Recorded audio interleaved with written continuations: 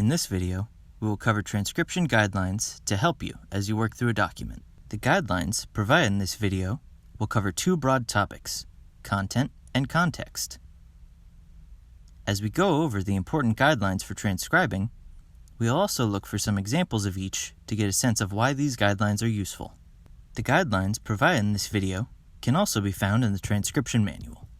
Having the manual handy as you transcribe will be useful in reminding you of things like abbreviations, line breaks, or confusing words. Let us begin with an overview of how to transcribe a document. Once you have determined what a word or a line in the document is, you must, of course, transcribe it. In order to properly transcribe a document, do your best to preserve the original character of that document. Preserve any spelling errors, missing letters, or missing punctuation. 17th century spelling was not standardized, so if you come across a word whose spelling does not match that of our contemporary spelling, transcribe the word as you see it. Then, place the correct spelling of the word in square brackets. This includes words with outdated usages. Quaker use of thee and its forms, thy, thine, and thou, communicates how central equality is to Quaker beliefs. Transcribe outdated words as they appear. Provide the modern equivalents in brackets. If a word is broken up by a line break, transcribe the word exactly as you see it. A writer may or may not indicate the separation of a word between two lines. One method of indication is a double hyphen, which appears as a modern equal sign. Preserve line breaks and hyphens if they appear. Following the end of a separated word, include a bracket correction of the entire word. Throughout the letters, you will frequently see abbreviations of the words which, with, that, and the.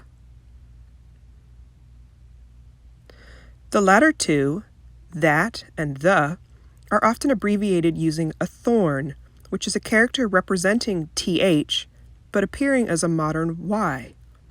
The two words are distinguished by the letter that follows the thorn, a t for that, or an e for the.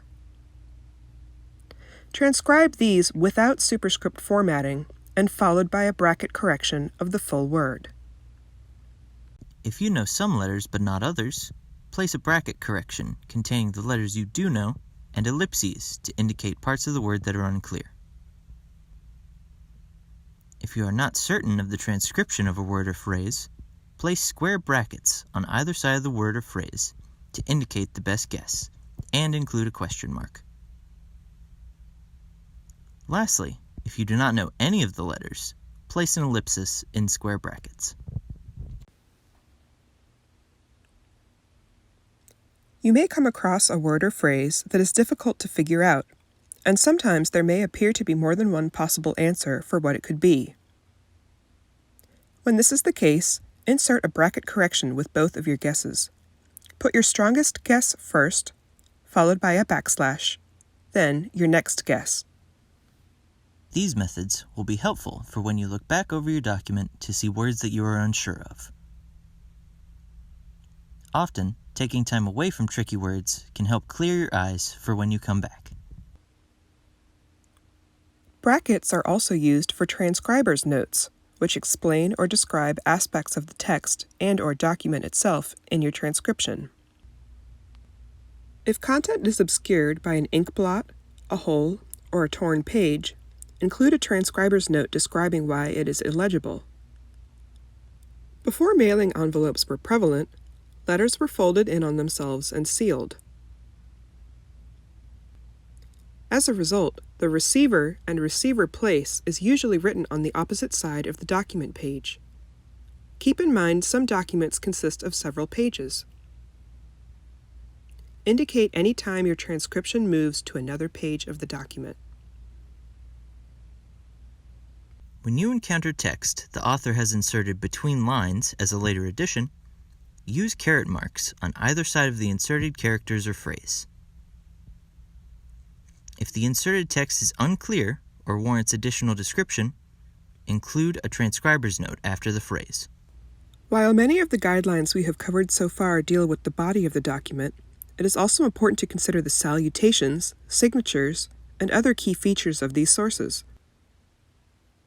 The first element of the document is the date.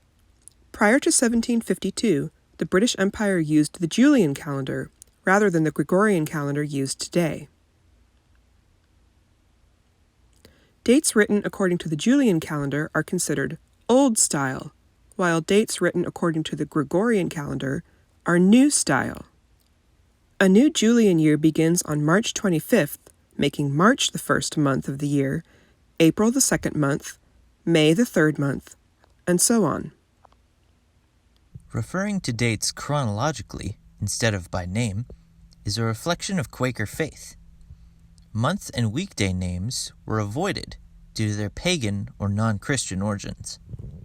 Instead, Quakers recorded dates numerically. In most instances, the first number written is the day of the month, the second is the month, and the third is the year. Often, the day number can be identified by an ordinal indicator, such as ST or TH, and the month number by an abbreviation of the word month. The year may be written with either 4 digits or 2. Both days and months can be predicted by the. Transcribe dates exactly as they appear. In your bracket correction, preserve any ordinal indicators and expand any abbreviations, including thorns and the year. Often, but not always, colons indicate abbreviations.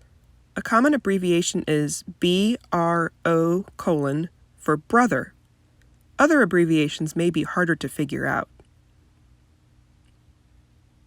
At first glance, this pair of abbreviations may not make much sense. However, knowing its position at the beginning of the document as a salutation addressing the receiver, coupled with the valediction identifying the sender as dutiful son, may help you realize that it is short for my loving father. Place the expanded form of the abbreviation in brackets. Transcribe the names as they are written. When you encounter abbreviated names, you can consult print resources to help you identify the individual. You can find a link to our transcriber resources in the video description below. The Name Abbreviations section of the Transcription Manual provides examples of names and their traditional abbreviations. For example, THO is short for Thomas. Provide the expanded, standardized correction of the first and last name in brackets after the abbreviated last name. If there are 2 people with the same last name, provide 2 separate corrections, each in their own set of brackets. This procedure is important as it ensures each name is properly tagged and machine readable. If only the first letter of the first name is given before the last name, check print resources to see if the name is already identified and to find the correct full name for your bracket correction. Place names can also be abbreviated. Writers sometimes omit the suffixes from place names, as with this letter from Phineas Pemberton to his father, Ralph. Here, we're able to identify the sender place, Castel, as Lancaster Castle. We can do this by considering its context, other letters and documents that place Phineas in Lancaster around this time, and its content, which concerns legal proceedings and court-related issues. Transcribe the place exactly as it appears. If you identify the place, insert a bracket correction of the full name after the abbreviation. The tips and guidelines covered in this video will help you both to transcribe your document and to understand the content of that document. We advise that you have the transcription manual open as you move through the document to be sure you follow the guidelines discussed here.